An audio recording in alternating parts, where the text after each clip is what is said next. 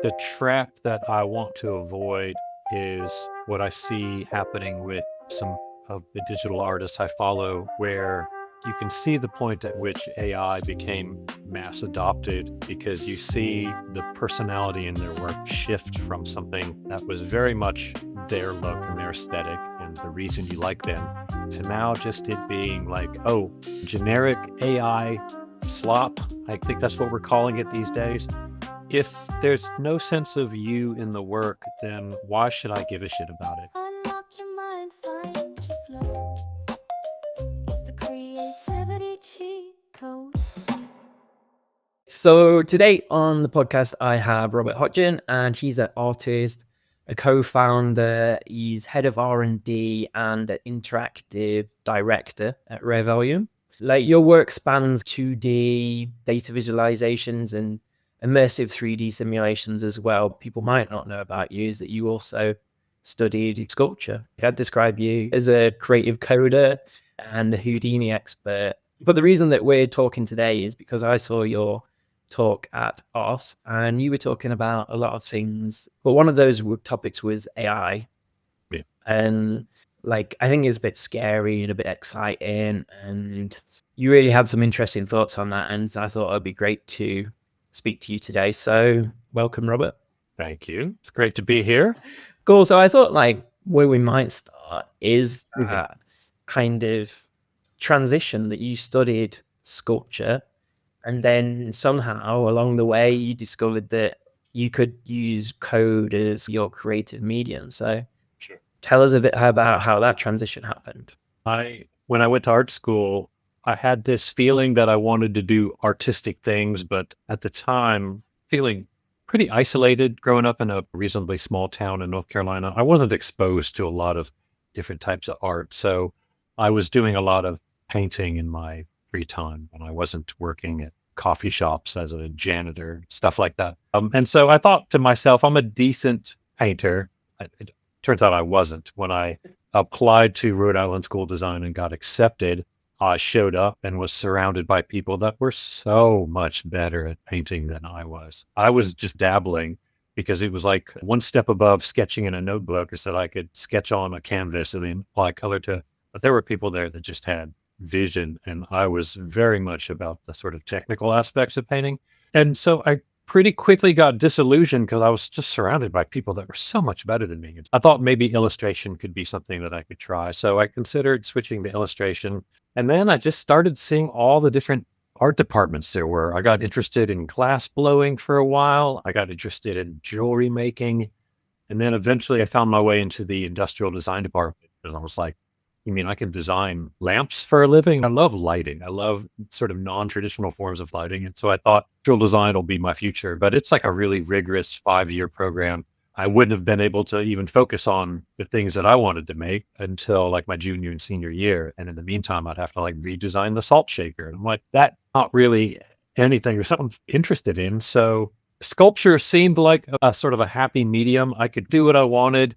And as long as I defended it in crit, then I'd get a passing grade and everything would be fine. So I started working on doing some lighting design as sculpture. And the fact that I had student loans that were going to be waiting for me as soon as I graduated made me think that I should explore options that are better paying than fledgling sculptor. And it was around that time that I saw my first Flash website. And I was like, oh, this is exciting. It's artistic.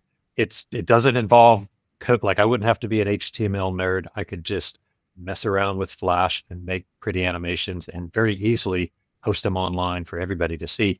And I think initially it was an easy way to put up a sculpture portfolio. I need to show my work, so I'll make a Flash site that shows that stuff off. But very quickly got much more interested in digital art than I ever was in doing sculpture. So I convinced my senior thesis advisor to let me just focus on doing digital art for my senior year, just researching what was out there, learning the tools better.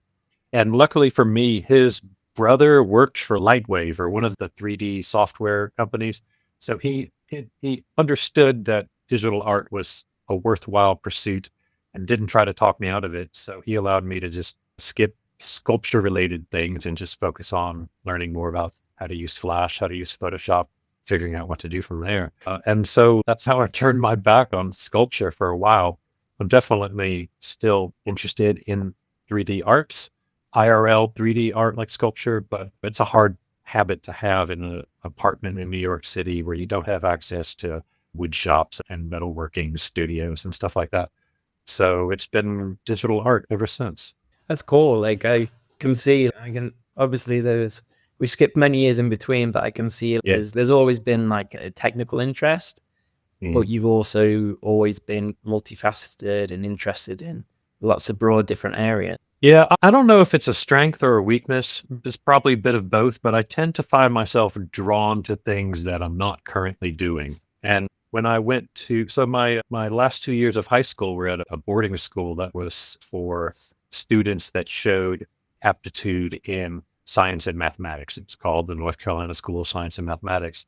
And when I got there, I got really interested in things like mechanical drawing and silk screening. And I was much more fascinated by that stuff than I was in the math and science that got me to the school in the first place. And then when I went off to RISD, like I really got into the class on the physics of color theory and more of the sort of sciencey side. So it seems like whatever thing I'm supposed to be doing, I just keep getting distracted by all the other fun looking stuff. I think ultimately it's helped round out my aesthetics in a way. And if you're familiar with my work, it's very much artistic, but also heavily grounded in the sciences, things like flocking simulations and collective animal behavior, the physics of motion. Those are all things that are present in my work. I was going to skip a large part of your career. It's your show. Do what you need to. Because I think it's always super interesting to hear people's origin story. Yeah, sure. But my next kind of questions are on it. We've skipped 20, 30 years ahead. Not 30. You're not that old. Oh, no, I'm up there. I'm in my 50s now. Cool. You didn't. I thought you were younger. Yeah, it's the half Asian skin. Cool. So what I did want to ask you about is, so you made this video, you made an AI video, and it was, for people that haven't seen it, there's lots of creatives talking to camera, and it looks like they've been crying, but they're all talking very positive about AI, like how happy they are to have saved all this time. And kind of the message, the underlying message of this very often is quite funny. But it does really hit this nerve. Like, it's the anxiety that a lot of creatives are feeling that AI will replace us. And if you could talk a little bit about what inspired you to create that video.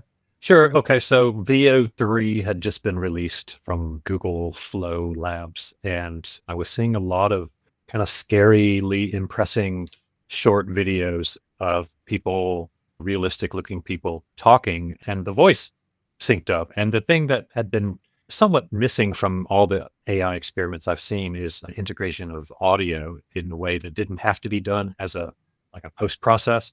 And so I was intrigued. I signed up for the service, which was much more expensive than all the other services I dabbled in. I try to at least explore all the new services just to see what they're capable of, not because I'm necessarily interested in using them for my work, but I just don't want to be surprised by technology.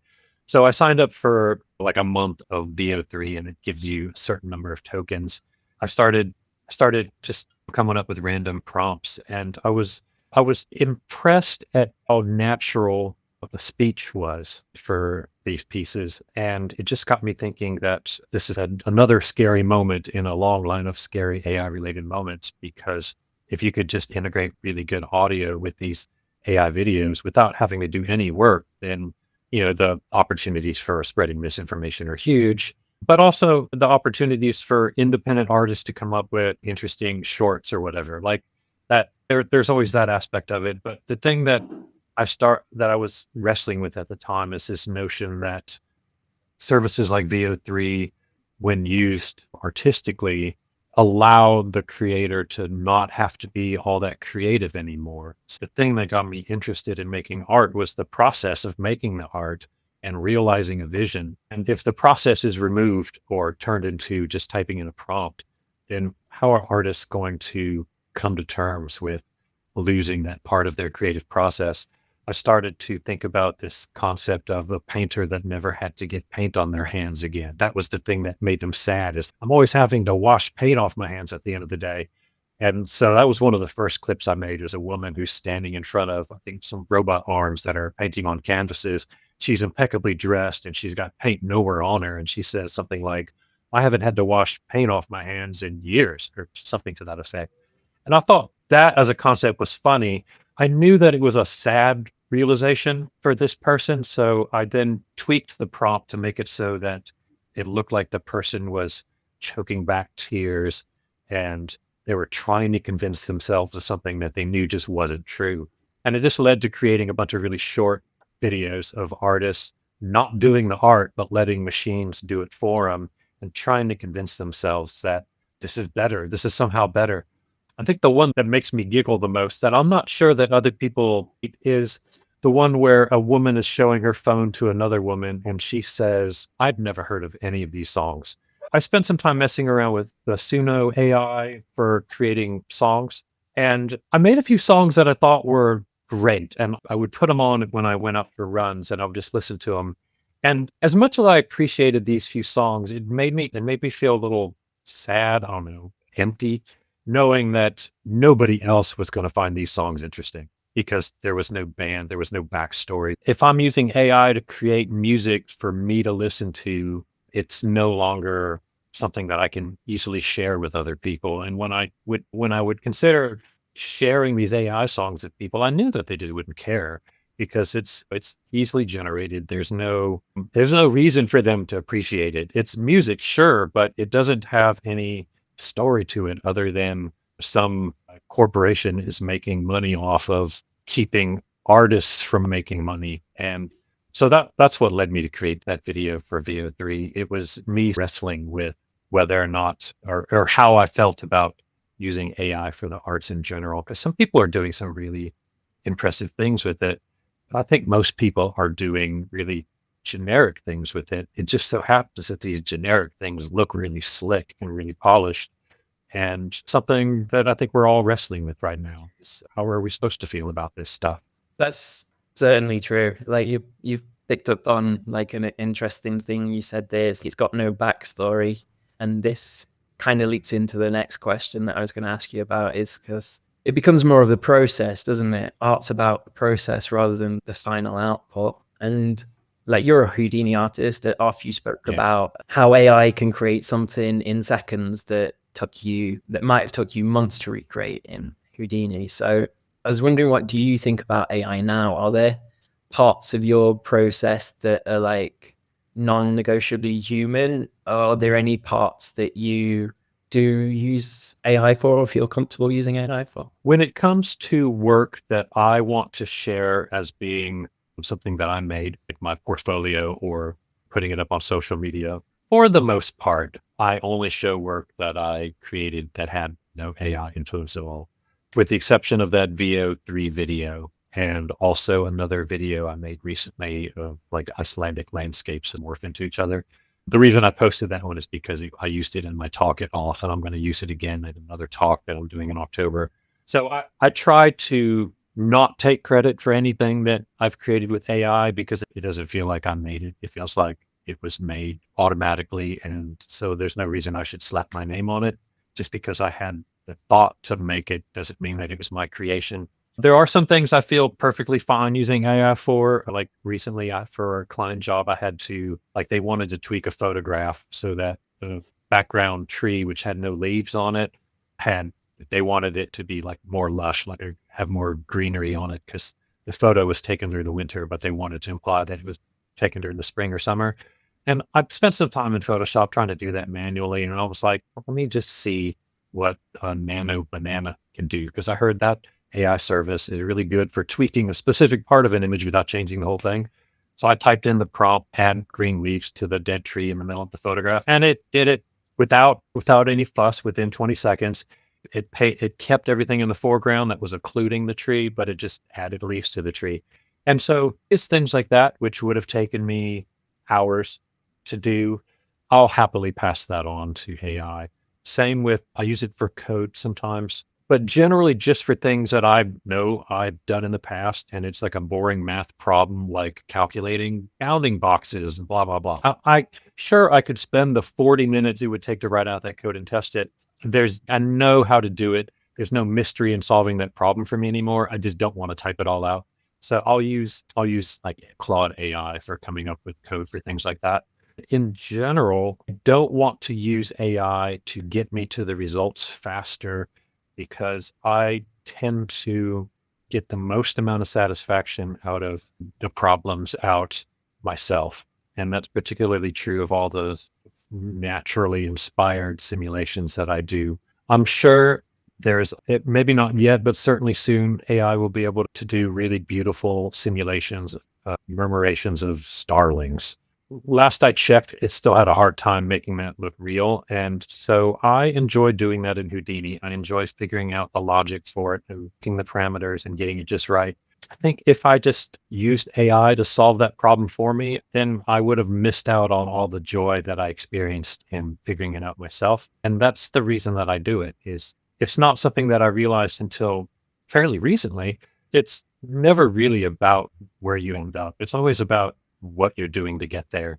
And AI is really good at giving you the last page of the book without forcing you to read the middle parts. But the middle parts is where all the fun is and where you learn new tricks, where you learn about yourself and about the problem that you're trying to solve. So I try not to use it to just jump to the end. I'll do some creative ideation using Midjourney here and there, but I'll never just post a Midjourney image as, look at what I made. That's my current stance on this. And I'm sure it's going to change. I'm sure my thinking about this is going to evolve over the next months and years as this technology keeps getting better and faster and cheaper. But right now, I still have a tenuous relationship with it. Yeah. I mean, you're known for some pretty epic personal projects like the Murmuration that you spoke about, like those maybe iterating on that for decades. Yeah. But more recently, at least something you shared again off was how you remodeled your whole apartment Yeah. in Houdini, and it seemingly with no end goal. Okay. So I'd like to ask you, like, how important do you think these passion projects are in this kind of age of AI?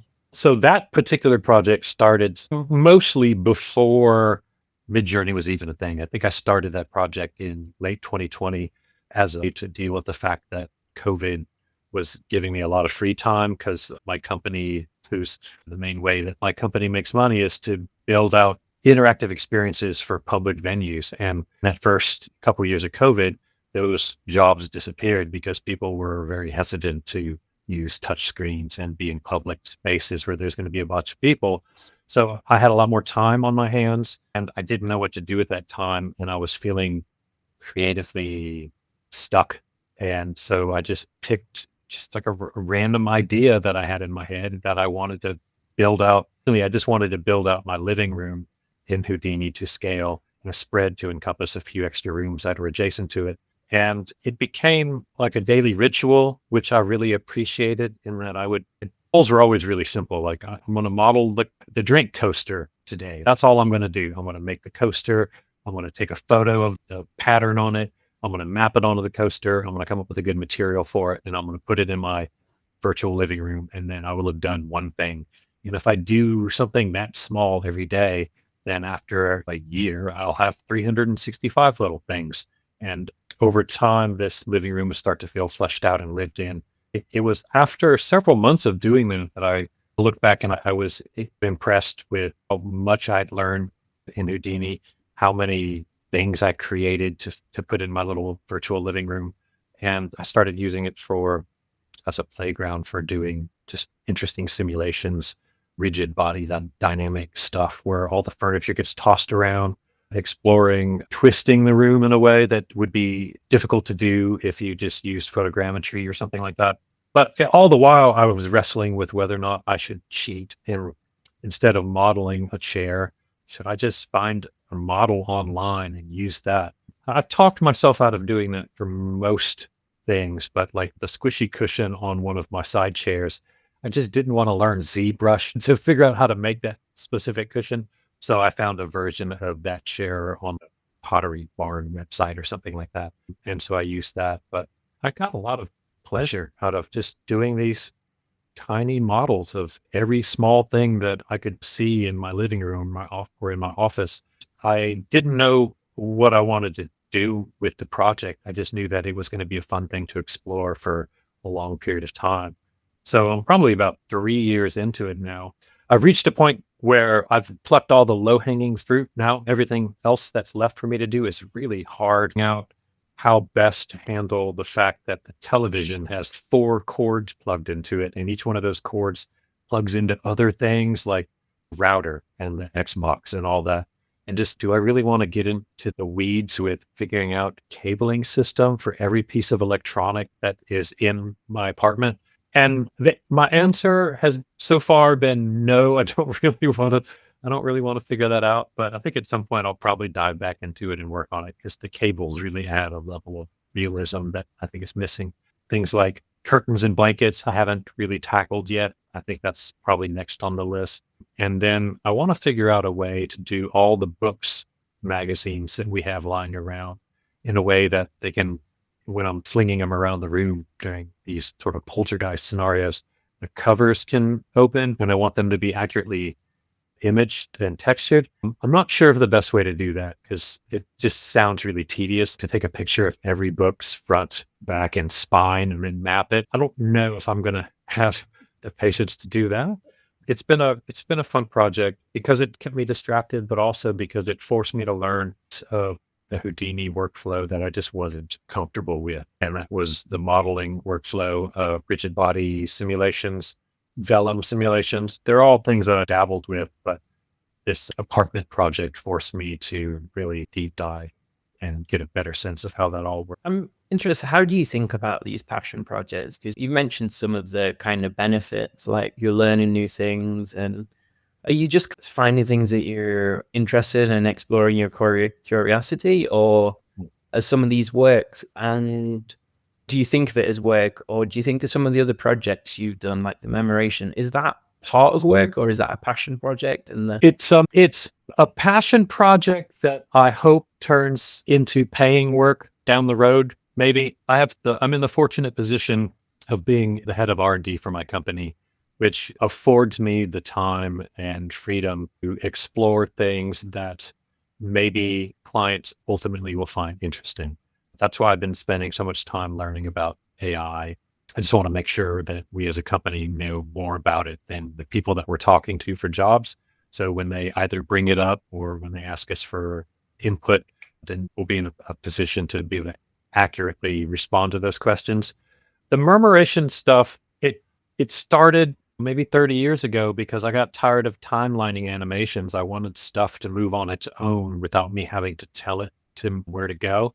And that's how I found the Craig Reynolds voids algorithm, which was my sort of first coding addiction.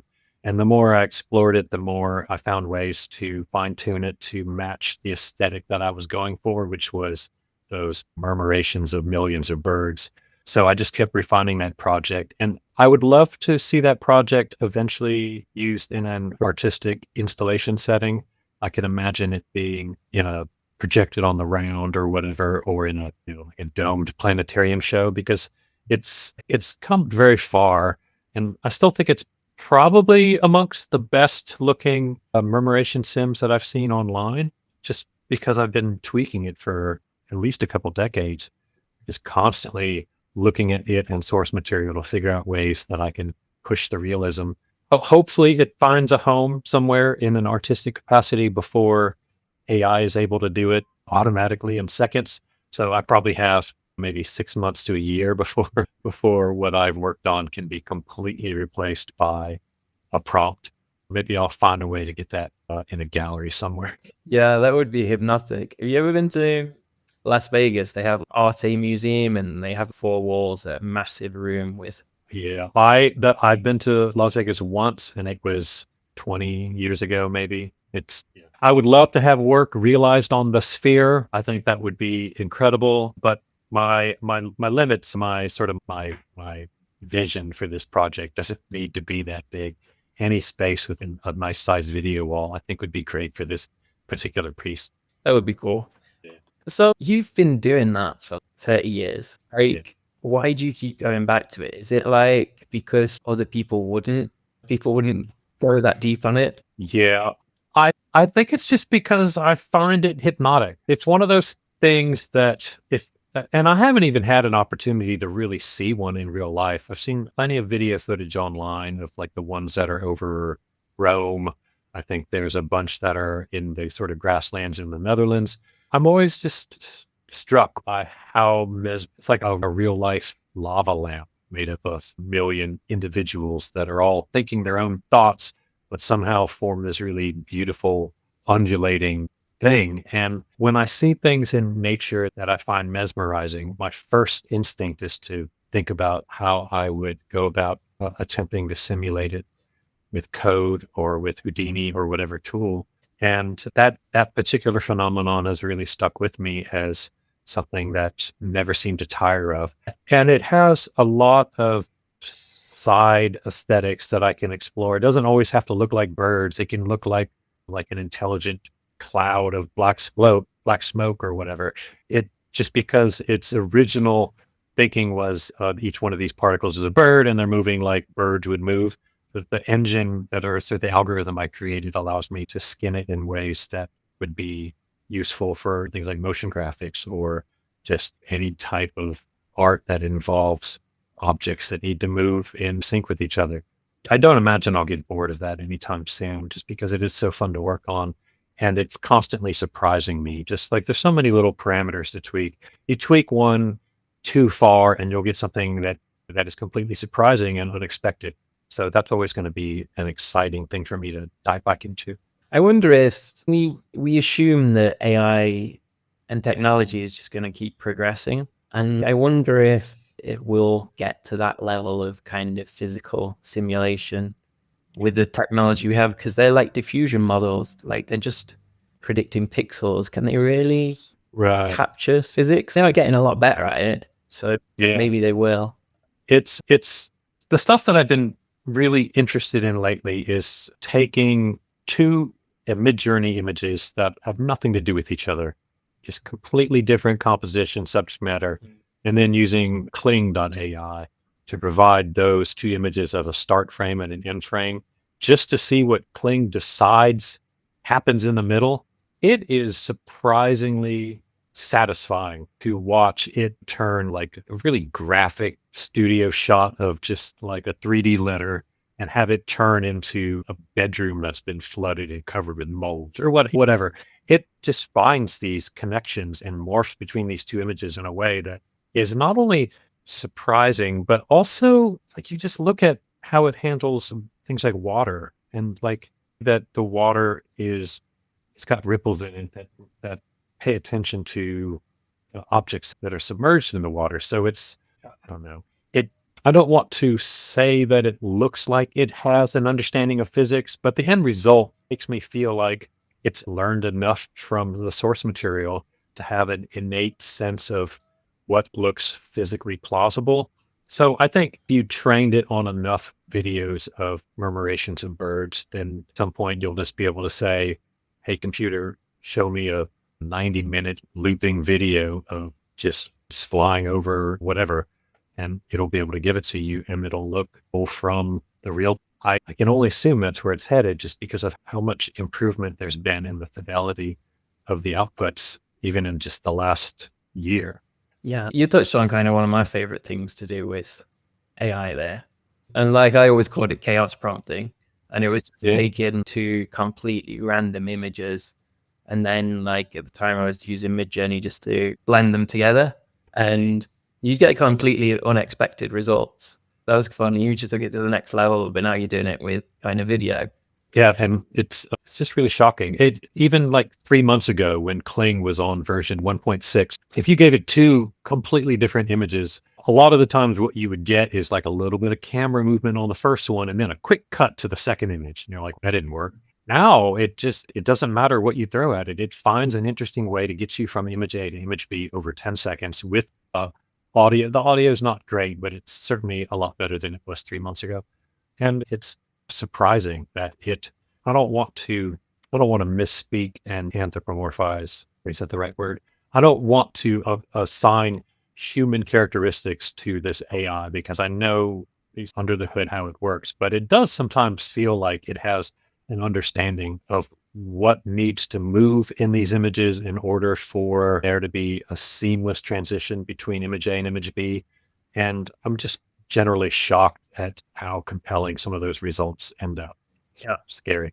So I think one of your kind of themes for me, research seems to be like a large part of your work. Like you do fuse a lot of kind of like science, history, and aesthetics together. So I was just wondering, like, what's your research process look like? A lot of times it's exploring personal interests in a way that will try to enhance my company's capabilities. Like recently, I've started to get more into doing things with Arduino. There's been occasions in the past where we've wanted to have some sort of device that would allow people to manipulate visuals, but that wasn't something that we felt comfortable doing in-house because we just didn't have anybody who knew electronics very well. And so I've been starting to get better at using Arduino and understanding electronics just because it's an interest of mine and I can see it being potentially useful for doing installations in the future. Sometimes it's seeing new tech, new emerging tech. Lately, it's almost exclusively AI related and just wanting to understand how it works, seeing how I could either incorporate it into my sort of workflow or just to be able to know what's possible. For a while, I was going out of my way to try to understand what all these different AI services do, just because I wanted to be able to explain to like my parents, the videos that you're seeing on Instagram of a cruise ship crashing into a dock, those aren't real. And I'll bang one out real quick and show and be like, see how instantaneous this stuff is. Most of the stuff you're looking at on social media is probably AI generated. And that was eye opening for them because they're not trying to keep up with technology. They just want to look at their iPhone, showing them that they just need to be aware that this technology exists and it's very realistic looking and just be aware of it is something that I wanted to explain to them and some of my other sort of less tech savvy friends, just to make sure that they're not easily duped by the stuff that they're seeing online. Something that you seem to do is follow your curiosity and put yourself into the work a lot, even though logically that might not have an ultimate conclusion. I think the trap that I want to avoid is what I see happening with some of the digital artists I follow, where you can see the point at which AI became mass adopted because you see the personality in their work shift from something that was very much their look and their aesthetic and the reason you like them to now just it being like, oh, generic AI slop. I think that's what we're calling it these days. If there's no sense of you in the work, then why should I give a shit about it? Because anybody can make this exact same thing. And just because you posted it on Instagram and you gave it a title, it doesn't feel like it's you anymore.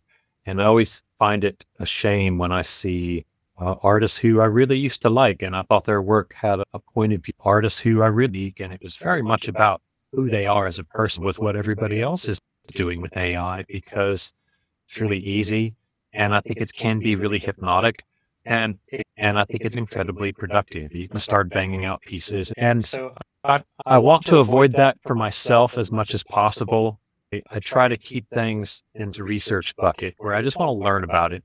I want to understand what it might be useful for specific problems, but I don't want to let these AI workflows end up doing all the work for me because then I think the last 30 years of me learning how to do stuff would have been wasted because now I'm just letting stuff get created for me automatically.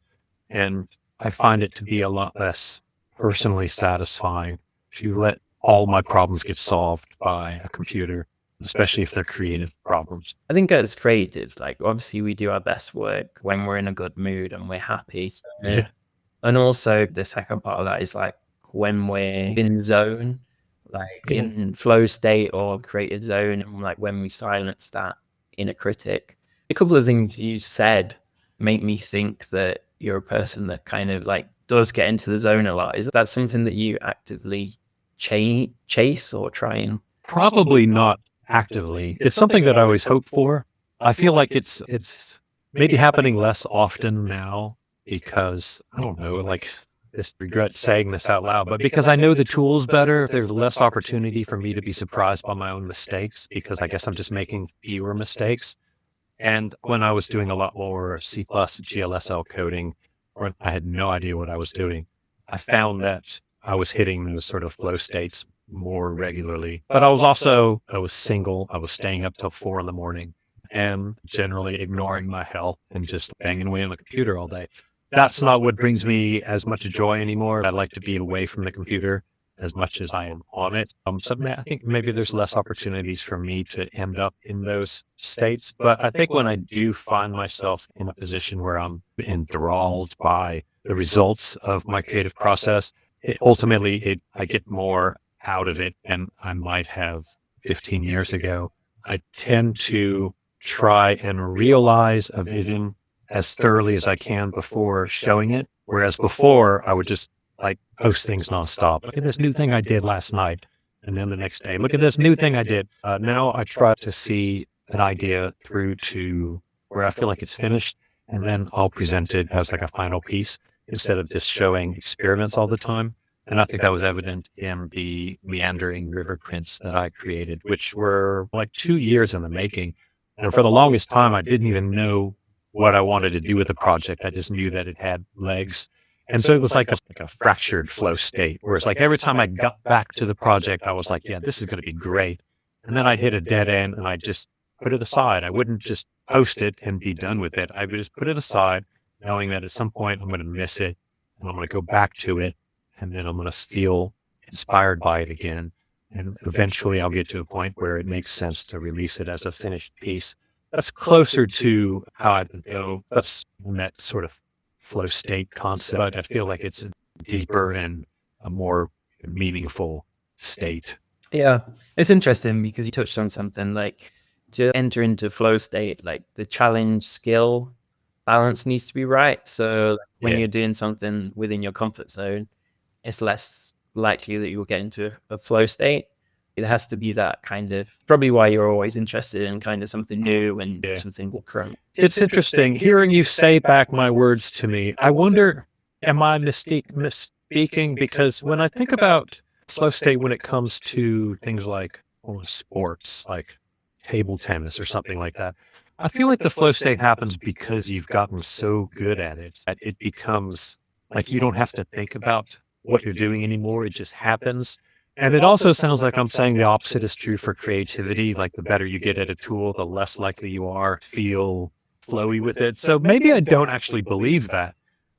Yeah, I don't know. That's a tough one because it's not something that happens super often. And so when it happens, I don't think to myself, like, write it down and figure out what was the equation that led me here. Yeah. Or maybe it's just that when I do end up in a flow state, it no longer feels like an exceptional thing. It feels like a normal thing. And when I'm not in a flow state, it feels like I'm frustrated. So it's either frustrated or content versus, I don't know, like making something work and then being like really hurt by like how quickly things are coming together. I don't know.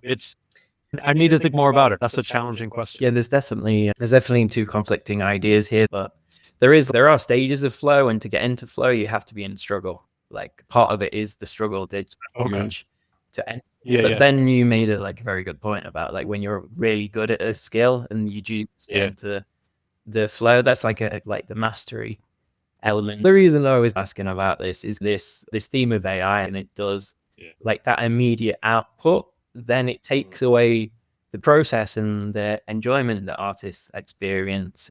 Like, how do you think creators should think about AI? Should we be optimistic, adopt these tools and take them on anyway, even though there's reservations? If I separate the concept of money from creativity, then I think the answer for me is pretty obvious that I would rather do everything by hand and never use AI. Because as much as AI can be addictive and you get a lot, like you can bang out so much art so quickly with AI, it doesn't feel anywhere near as rewarding as coming up with something yourself and figuring out the problems and then making it look good and then finishing it and showcasing it. And along the way, you come up with all the other things you want to explore. And that I think to me only makes sense if I ignore the fact that people need to make money to pay for their rent and to buy food. When it comes to the money-making aspect of creativity, I think, unfortunately, if you don't have some understanding of AI and you don't find a way to incorporate it into your work, then you might just never get noticed. You might not find work, or when you do find work, it'll take you too long to do it and it'll be too expensive to do it. And that the people that can get away with not using AI are maybe people that already have a solid audience, hundreds of thousands of followers on Instagram, people that already have a Rolodex filled with connections. I think could probably do AI work for clients and do fine with it. But then I think about all the people that are just getting out of art school now, or just learning how to code, learning how to create images with computers. It's going to be so hard for them to get their images in front of the eyes because there's just going to be so much of it. It's going to be really hard to find that signal in all that noise. And I don't have a good answer for that. I think I'm in a position where I maybe have a good enough reputation that I'll continue to find work either through my company or through speaking at conferences or producing prints to sell. I can get away with that, but I do wonder how the way with that's going to work for people that are just brand new because they're relying on AI to be the creative vision. But if you got 50 million people using AI to create their creative vision for them, then you're just never going to get noticed. It's going to be like playing the lottery. And I don't want to be too bleak about this stuff. I don't think anybody wants to listen to a podcast where somebody just talks about how horrible things are going to be for everybody else in the future. I think it's important to at least think about it time to figure out how you personally feel about a machine do your creativity for you. But the flip side of that is the reason that I got interested in doing algorithmic flocking is because I specifically wanted the machine to do the work for me. I didn't want to hand animate birds flying because why? That sounds horrible. But if I can get a computer to do it for me, then I found a nice shortcut.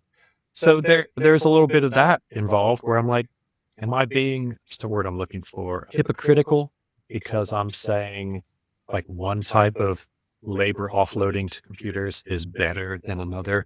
I don't know. And I don't know. There was a good quote. I can't exactly remember it, but the sense of it was that like people can tell when artists put care into their work. So we were talking a little bit about how the personal enjoyment goes from it if you use AI. On the other end, like the viewer can perceive when you put care into your work, and also they can perceive when it's careless. So that's like the AI squat. Yeah. I hope that's true. I hope that's true. I haven't thought about it enough to determine whether or not I believe it's true, but I hope it's true because I want to see a future where people that care about art and creativity stand out over people that know how easy it is to do now. That goes back to that feeling of artists sacrificing their personal vision in embracing these generic AI tools without putting their own heart into it. Hopefully the ones that care are the ones that get the notice. Yeah, it's a tough subject. Like to be in the middle of a technological change, then you always feel like it's different for us than it was for people before. But it's always, the technology has always evolved. People have always found their way.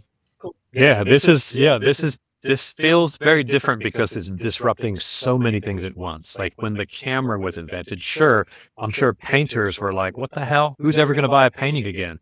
But it wasn't also disrupting every other creative field, every other industrial field.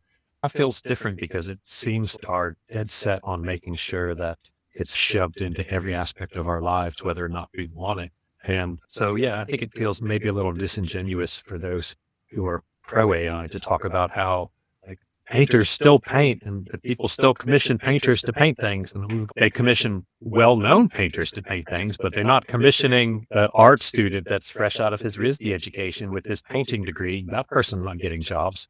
And I look around at the people in my life and I see 5 years ago, I don't think any of my friends are unemployed. And now it seems more than five are unemployed because they were in the creative arts and now they're finding it hard to find freelance work or they got laid off because due to potentially AI related job insecurities. I don't know. It's hard. It is. There's things that we know about humans, and we don't value volume and speed, like not in terms of art. Oh, art made this art really quick. Yeah. You know, Again, I think if you separate the money making aspect from it, then the true artist will always win because you will be able to tell that they put their expertise and their 20 years of training into it. The people that are potentially hiring these artists, all they're thinking is, how can I save money by not spending what this artist is definitely worth? I got a friend who's a cellist and she does a lot of soundtrack work for TV shows. I don't think there's any show maker out there that's thinking to themselves, I hope I can employ enough people to make their lives easier. I think they're all thinking, how can I achieve my vision for the least amount of money possible? And if they can use a service that generates cello soundtracks for practically free instantaneously, that's a hard thing to ignore. You're going to go hire somebody that's going to cost a decent amount of money because they should cost a decent amount of money because they spent so much time getting good at a thing? Or are you going to use the service that will get you as many iterations for practically free without needing to wait several days between each iteration? Oh, it's the money aspect really throws all the opinions I have about creating art. It just complicates it even further because I just think that a lot of people in positions of power want to get the most output out of the least amount of money and time. And I feel bad for freelance artists because they're going to be the ones that suffer. yeah, I think it stretches beyond the creative industry, though. Like when AI starts replacing people's office workers' jobs and stuff like that, and then Of course. Yeah. economics are like, So this is where I think optimism does come in handy. It's like, we'll change. It'll be a new system. Capitalism is going to go away, and we'll have a new, better system. And I won't pick and make art. So the takeaway from my talk at Off Mexico was that I'm channeling this sort of existential dilemma into trying to do more things that are disconnected from digital art sitting in front of computers. The exploration of Arduino, which, yes, it requires some level of coding and you do have to be in front of a computer for that. It's still a hands-on thing, and I'm enjoying working with wires and figuring out components. And like that's bringing me a sense of calm. I don't know that I'm ever going to be able to monetize it, but just being able to get away from the computer and the constant sort of AI-ification of every tool that I've ever used is bringing me some sense of peace. And so I think for people out there that do have interests that are outside of the computer, maybe lean a little heavy on those for a bit. If you used to play guitar and you put it down, so you don't have time anymore, maybe now's the time to start playing guitar more often. Just do something that not so connected to the computer. And maybe that brings some calm, hopefully. It's good advice. It is good advice. I've kept you for an hour. It's been fascinating chatting to you, so I don't want to keep you much longer. If people want to follow you online, see what you're up to, or go to your next talk, maybe. Is there anything? Yeah, so my socials have fallen off. I think the only place that I post even semi-regularly these days is Instagram, just to get some stuff up there. I'm trying to do as many conferences as possible because I enjoy it again. It was about a decade of my life where I was saying no to every conference because I hated doing it, but something's changed and now I enjoy the act of preparing and presenting. So I'm speaking at the KIC conference in Namur, Belgium in late October. I'll be speaking at the Digital Design Days, DDD conference in Milan in spring of next year. And I hope to fill the months in between with conferences here and there. So that's one place to find me. I post my more finished pieces at roberthodgin.com. It's just my portfolio site. And the R&D work-related stuff goes up at rarevolume.com, which is my tech and design studio that I'm a partner in. Awesome. Thanks. Been fun speaking to you. I'm not sure we solved everything, but horrible. We talked about it, though, and we're trying to make sense of it. So I think that's useful, at least. Yeah. Nice one. Thanks for your time. Got a creative block, need a boost to go. The creativity cheat code, now you're in the know. Ignite that spark, watch your best self grow. The creativity cheat code, let's go. Optimize your mind, let ideas unfold. Tune into the creativity cheat